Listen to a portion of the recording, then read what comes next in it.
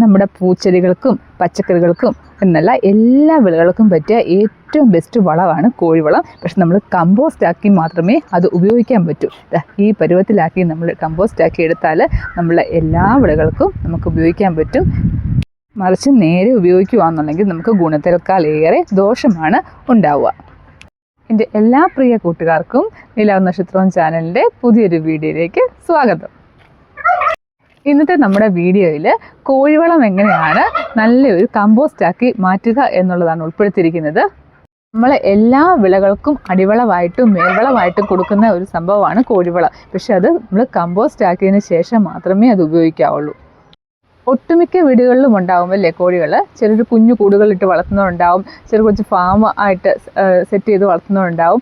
അപ്പോൾ അതിൻ്റെയൊക്കെ കോഴിക്കാഷ്ടം നമ്മളിപ്പോൾ കൊച്ചു കൂടുകളിലേക്കാണെങ്കിൽ നമുക്കത് വീക്ക്ലി വൺസ് വേണമെങ്കിൽ അത് റിമൂവ് ചെയ്തെടുക്കാൻ പറ്റും. അല്ലെങ്കിൽ ഫാമിലൊക്കെ പോലെ ചെയ്യുന്നവരാണെങ്കിൽ അത് 6 മാസം കൂടുമ്പോഴായിരിക്കും അവരത് റിമൂവ് ചെയ്യുന്നത്. ഇപ്പോൾ ഞാനാണെങ്കിൽ ഞാൻ 6 മാസം കൂടുമ്പോഴാണ് അറക്കപ്പൊടിയാണ് ഇട്ടേക്കുന്നത്. അപ്പോൾ അതിനകത്ത് ഇപ്പോൾ 6 മാസം കൂടുമ്പോഴാണ് നമ്മൾ അതിനകത്തെ കാഷ്ടം മൊത്തം റിമൂവ് ചെയ്യുന്നത്. അപ്പോൾ അങ്ങനെയുള്ള കോഴിക്കാഷ്ടം നമ്മൾ ചാക്കിലാക്കി നമ്മളത് കമ്പോസ്റ്റ് ആക്കിയതിന് ശേഷമാണ് നമ്മളിവിടെ എനിക്ക് കുറച്ച് കൃഷിത്തോട്ടങ്ങളൊക്കെ ഉണ്ട്. അപ്പോൾ അതിനെല്ലാം ഇട്ട് കൊടുക്കുന്നത് അതിന് ശേഷമാണ്. അപ്പോൾ അത് ചെയ്ത് വെച്ചേക്കുന്നതൊക്കെ നിങ്ങളെ കാണിച്ചു തരാം. അപ്പോൾ ചെറിയ കൂടുകളിലൊക്കെ ആയിട്ട് ചെയ്യുന്നവരാണെങ്കിൽ ആ കോഴിക്കാഷ്ടം ഇങ്ങനെ മാത്രമേ ഉപയോഗിക്കുള്ളൂ. എല്ലാ വീടുകളിലും കുറച്ച് പച്ചക്കറികളും അല്ലെങ്കിൽ ചെടികളും ഒക്കെ ഇല്ലാത്ത വീടുണ്ടോ അല്ലേ. അപ്പോൾ അതിനൊക്കെ ഇട്ട് കൊടുക്കാവുന്ന ഏറ്റവും ബെസ്റ്റ് വളമാണ്. അപ്പോൾ അതിങ്ങനെ മാത്രം ഉപയോഗിക്കുക. അപ്പോൾ നമുക്ക് വീഡിയോയിലേക്ക് പോവാം. ഇതിപ്പോൾ എൻ്റെ ഈ ട്രേയിലിരിക്കുന്നത് ഇത് സംഭവം കണ്ടാൽ ആരെങ്കിലും പറയുമോ ഇത് കോഴിവളമാണെന്ന്? യാതൊരു സ്മെല്ലാട്ടോ ഒന്നുമില്ല. കറുത്ത് എന്താ പറയുക കുറച്ച് പൊടികൾ മാത്രമായിട്ടാണ് ഇത് കാണുന്നത്. ഇത് 2 മാസം കഴിഞ്ഞ് 2-2.5 മാസമായ നമ്മുടെ കോഴിവളമാണ് ഈ കാണുന്നത്. ഇത് ഇങ്ങനെ ആക്കി എടുത്തത് എങ്ങനെയാണെന്ന് ഞാൻ പറഞ്ഞു തരാം. ഇതിപ്പോൾ ഈ ചാക്കിൽ ഞാൻ എടുത്തിട്ടിരിക്കുന്നത് കോഴിക്കാഷ്ടമാണ് കേട്ടോ. ഇന്ന് രാവിലെ ഞാൻ കൂട്ടിൽ നിന്ന് എടുത്തുകൊണ്ട് വന്നാണ് ഈ വീഡിയോ ചെയ്യാൻ വേണ്ടി. ഇതെങ്ങനെ ചെയ്യുന്നത് കാണിക്കാൻ വേണ്ടി ഞാൻ എടുത്തുകൊണ്ട് വന്ന കോഴിവളമാണിത്. ഇതിപ്പോൾ ഞാനൊരു 4-4.5 മണിക്കൂറായി ഇതിപ്പം വെയിലത്തിട്ടേക്കുവാണ്. ഇതിപ്പോൾ ചൂട് കുറവാണ്. എന്നാലും ഇത് അതിൻ്റെ അകത്ത് ഇപ്പോൾ 4-4.5 മണിക്കൂറായിട്ട് ഇപ്പം വെയിലത്ത് ഇട്ടേക്കുവാണിത്. ഇതിങ്ങനെ വെയിലത്തിടുമ്പോൾ ഉണ്ടല്ലോ ഇതിൻ്റെ ചൂട് പുറത്തു പോകും, എന്നാലും ഇതിൻ്റെ ആവി പുറത്ത് വരത്തില്ല.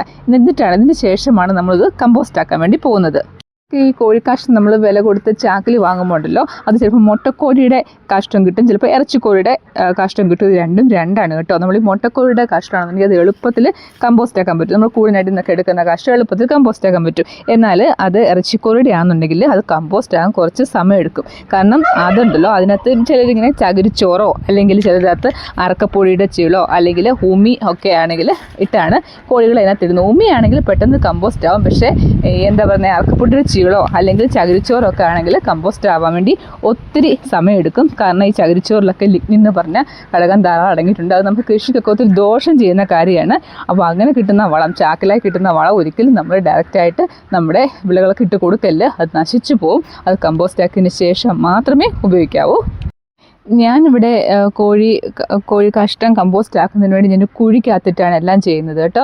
ഇപ്പോൾ അതല്ലാതെ ചാക്കിൽ ചെയ്യാം, ബേസിനിൽ, ബക്കറ്റിൽ, എങ്ങനെ വേണം ചാക്കിൽ വിരിച്ചിട്ടോ എങ്ങനെ വേണം നമുക്കിത് റെഡിയാക്കി എടുക്കാം. ആദ്യമായിട്ട് വേണമെന്ന് വെച്ചാൽ ഒരു കണക്കെന്ന് പറഞ്ഞാൽ ഇപ്പോൾ 10 കിലോ കോഴിവളമാണുള്ളതെന്നുണ്ടെങ്കിൽ അതിനകത്തൊരു 3 ലിറ്റർ വെള്ളമെങ്കിലും നമ്മളിതിനകത്ത് ആഡ് ചെയ്യണം. ഇത് നന്നായിട്ട് മിക്സ് ചെയ്തെടുക്കണം. അതായത് ഒരു പൊട്ടുപരുവം, നമ്മൾ ചാണകപ്പൊടിയൊക്കെ ട്രൈക്കോഡർമ ഇട്ട് സമ്പുഷ്ടീകരിക്കാൻ വേണ്ടി നനച്ചെടുക്കുന്ന ഒരു പരുവുണ്ട്, ഒരു പൊട്ടുപരുവം നമ്മൾ പറയത്തില്ലേ. അപ്പോൾ അതുപോലെ ഇത് നമ്മൾ നനച്ചെടുക്കണം. ആദ്യം കണ്ടമാനം വെള്ളം അങ്ങ് ഒഴിക്കരുത്. ആദ്യം തളിച്ച് കൊടുത്തിട്ട് നമുക്ക് നന്നായിട്ട് മിക്സ് ചെയ്തെടുക്കാം. നമ്മളിങ്ങനെ കമ്പോസ്റ്റാക്കി മാറ്റിയ കോഴിക്കാഷ്ടമാണെങ്കിലുണ്ടല്ലോ നമ്മുടെ ട്രൈക്കോഡർമ ഇട്ട് സമ്പുഷ്ടീകരിച്ചെടുക്കാനും പറ്റും കേട്ടോ. നമ്മൾ ചാണകപ്പൊടിയൊക്കെ ചെയ്യുന്നത് പോലെ തന്നെ ഈ കോഴിക്കാഷ്ടവും ട്രൈക്കോഡർമ ഇട്ട് സമ്പുഷ്ടീകരിച്ചെടുക്കാൻ പറ്റും. ശരിക്കും പറഞ്ഞാൽ ഇത് കമ്പോസ്റ്റ് ആക്കി മാറാൻ വേണ്ടി ഒരു 60 ദിവസം 55-60 ദിവസമെങ്കിലും എടുക്കും കേട്ടോ. ഒരു 25-30 ദിവസമൊക്കെ ആകുമ്പോഴത്തേൻ്റെ സ്മെല്ലൊക്കെ പൂർണ്ണമായിട്ടും പോവും. പിന്നെ ഒരു ഹാഫ് കമ്പോസ്റ്റ് ആയിട്ടുണ്ട്. എന്നിട്ട് നമുക്ക് അത്യാവശ്യം ഉള്ളവർക്കൊക്കെ വേണമെങ്കിൽ അത് യൂസ് ചെയ്യാം. അത് പച്ചക്കറികൾക്കോ ചെടികൾക്കോ ഒന്നും ഇച്ചിരി വലിയ പ്ലാന്റ്സിനൊക്കെ നമുക്ക് അങ്ങനെ യൂസ് ചെയ്യാം. അല്ലാതെ ഈ കൊച്ചു ചെടികൾക്കൊക്കെ ഇതൊരു 60 ദിവസം 55-60 ദിവസമായിട്ട് ഉപയോഗിക്കുന്നതാണ് ഏറ്റവും ബെസ്റ്റ്. കമ്പോസ്റ്റ് 60 ദിവസമായി നമ്മുടെ കിട്ടുന്ന ആ കമ്പോസ്റ്റ് ഉണ്ടല്ലോ, നമ്മുടെ കൈ കിട്ടിയത് എന്തിൻ്റെ പൊടിയാണെന്ന് പോലും നമുക്ക് മനസ്സിലാകത്തില്ല. അതായത് യാതൊരു വിധ സ്മെല്ലും ഉണ്ടാകത്തില്ല. നമ്മൾ ചിലരുണ്ടല്ലോ ഈ കമ്പോസ്റ്റ് ഉണ്ടാക്കാൻ വേണ്ടി ഇങ്ങനെ വെള്ളം മാത്രമല്ല EM സൊല്യൂഷൻ ഇട്ട് ചെയ്യുന്നുണ്ട്. EM സൊല്യൂഷൻ പറഞ്ഞാൽ എഫക്റ്റീവ് മൈക്രോ ഓർഗാനിസം. അത് നമ്മൾ അതിൻ്റെ സൊല്യൂഷന് ഇതുപോലെ കോഴിവെള്ളത്തിൽ ആഡ് ചെയ്തിട്ട് ഇതുപോലെ കമ്പോസ്റ്റ് ആക്കി എടുക്കാറുണ്ട്. പക്ഷേ ഇപ്പോൾ നാച്ചുറലായിട്ട് അല്ലാതാണ് ചെയ്യുന്നത്. അത് നല്ല മെത്തേഡ് തന്നെയാണ് EM സൊല്യൂഷൻ ഇട്ട് ചെയ്യുന്നത്.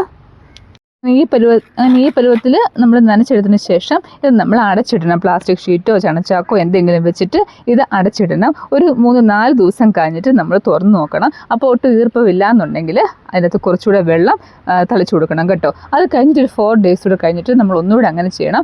അത് കഴിഞ്ഞിട്ട് നമുക്കാണെങ്കിൽ ആഴ്ചയിൽ ഒരിക്കൽ ജസ്റ്റ് ഒന്ന് നോക്കിയാൽ മതി. വെള്ളമയം ഇല്ല എന്നുണ്ടെങ്കിൽ വെള്ളം ഇച്ചിരി തളിച്ചു കൊടുക്കുകയൊക്കെ ചെയ്യണം. ഇപ്പം ഞാനിതിന് വേണ്ടി റെഡിയാക്കിയിരിക്കുന്നത് നമ്മുടെ കമ്പോസ്റ്റ് കുഴിക്കകത്താണ്.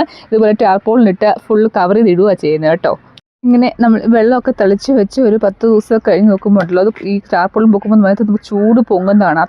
അത്രയ്ക്ക് ഭയങ്കര ഹീറ്റായിരിക്കും ഇതിൻ്റെ അകത്ത് ഫോം ചെയ്തിരിക്കുന്നത് കേട്ടോ. അപ്പോൾ ഒരു 30 ദിവസം കഴിയുമ്പോഴത്തേനും അതൊക്കെ നന്നായിട്ട് കുറയും, അതിൻ്റെ സ്മെല്ലും ഒക്കെ പോവും. ഇതിപ്പോൾ കണ്ടില്ലേ, ഒരു 2 months കഴിഞ്ഞപ്പോൾ ഉള്ള ഇത് കണ്ടോ, എന്ത് പൊടിയായിട്ട് അത് കിട്ടിയേക്കണം നോക്കി.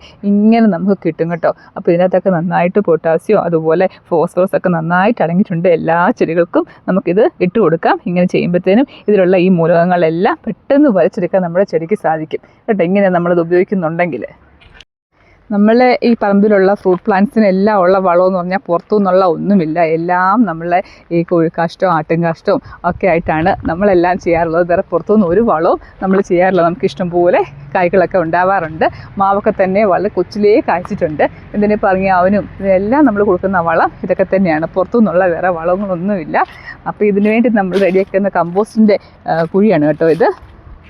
കുറച്ച് പൊടികളൊക്കെ ഉള്ളവരാണെങ്കിൽ ഇതുപോലെ ബേസിനിലോ അല്ലെങ്കിൽ ബക്കറ്റിലോ ഒക്കെ ആയിട്ട് ചെയ്താൽ മതി. അതല്ലാത്തവരാണെന്നുണ്ടെങ്കിൽ ഇതുപോലെ ചെറിയ കുഴിയൊക്കെ എടുത്തിട്ട് കുറച്ച് ക്വാണ്ടിറ്റി കൂടുതലുണ്ടെങ്കിൽ ഇങ്ങനെ ആക്കി ഇട്ടാൽ ഒരു മഴയൊക്കെ എടുക്കാറാകുമ്പോൾ അത് മെയ്യൊക്കെ അവസാനമാകുമ്പോൾ ചെറിയ മഴയൊക്കെ പെയ്ത് കഴിഞ്ഞപ്പോൾ നമുക്കിതെല്ലാം വാരി നമ്മുടെ ചെടികളൊക്കെ ഇട്ട് കൊടുത്ത് നല്ല സൂപ്പറായിട്ടെല്ലാം പരിപാലിച്ചുകൊണ്ട് പോകാൻ പറ്റും. അതുപോലെ തോട്ടങ്ങളോ കൃഷിയിടങ്ങളോ ഒന്നുമില്ല, കോഴിവളത്തിൽ മാത്രമേ ഉള്ളവരാണെങ്കിൽ കോഴിവളം ഇങ്ങനെ നമ്മൾ ചെയ്തെടുത്തിട്ടുണ്ടല്ലോ, അത്യാവശ്യം സെയിൽ ചെയ്താൽ നമുക്ക് ചെറുതായിട്ട് പോക്കറ്റ് മണിയും കിട്ടും കേട്ടോ. വീട്ടമ്മമാർക്കൊക്കെ ഉള്ളൊരു ടിപ്സായിട്ട് എടുക്കാം കേട്ടോ. എനിക്കിപ്പോൾ ഇത് കൊടുക്കാൻ പറ്റത്തില്ല, കാരണം എനിക്കിതിനെല്ലാം ഇടാനൊക്കെ വേണം. അതുകൊണ്ട് ഞാനത് സെയിലിനൊന്നും വെക്കുന്നില്ല. നമ്മുടെ ചെടികളൊക്കെ തന്നെ എല്ലാം ഇട്ട് കൊടുക്കുക ചെയ്യുന്നത്. ഞാൻ നേരത്തെ ഒരു വീഡിയോ ചെയ്തിട്ടുണ്ടായിരുന്നു നമ്മുടെ പറഞ്ഞാവിൻ്റെ കൃഷിയെപ്പറ്റി, എങ്ങനെയാണ് ചെയ്യുന്നത്, കാഷ്യൂ മാംഗോ അതിൻ്റെ കൃഷിയൊക്കെ എങ്ങനെയാണ് ചെയ്യുന്നത്, ലാഭമുണ്ടോ എന്നൊക്കെ. ഇപ്പോൾ ആണ്ട് നമ്മുടെ പറഞ്ഞാവൊക്കെ നിറച്ച് പൂത്ത് നമ്മളതിൻ്റെ കാഷ്യൂ നട്ട്സൊക്കെ നമ്മൾ പതുക്കെ സെയിലിനും തുടങ്ങിയിട്ടുണ്ട്. കോഴിക്കാഷ്ടത്തിൻ്റെ കാര്യം പറഞ്ഞ് നമ്മൾ പറഞ്ഞാവിൻ്റെ കൃഷി വരെ എത്തിയല്ലേ. അപ്പോൾ ഇങ്ങനെയുള്ള സംഭവങ്ങളൊക്കെ ഇപ്പോഴത്തെ പിള്ളേർ കഴിച്ചിട്ടുണ്ടോ എന്നറിയത്തില്ല. നമ്മുടെ വീട്ടിലൊക്കെ വരുന്ന് വെച്ച് പിടിപ്പിക്കണം കേട്ടോ. അപ്പോൾ ഇന്നത്തെ വീഡിയോ നമ്മുടെ ഇത്രയേ ഉള്ളൂ. അപ്പോൾ എല്ലാവർക്കും വീഡിയോ പ്രയോജനപ്പെട്ടു എന്ന് ഞാൻ വിശ്വസിക്കുകയാണ്. അപ്പോൾ അടുത്തൊരു വീഡിയോ ആയിട്ട് വരുന്നവരേക്കും എല്ലാവർക്കും ബൈ.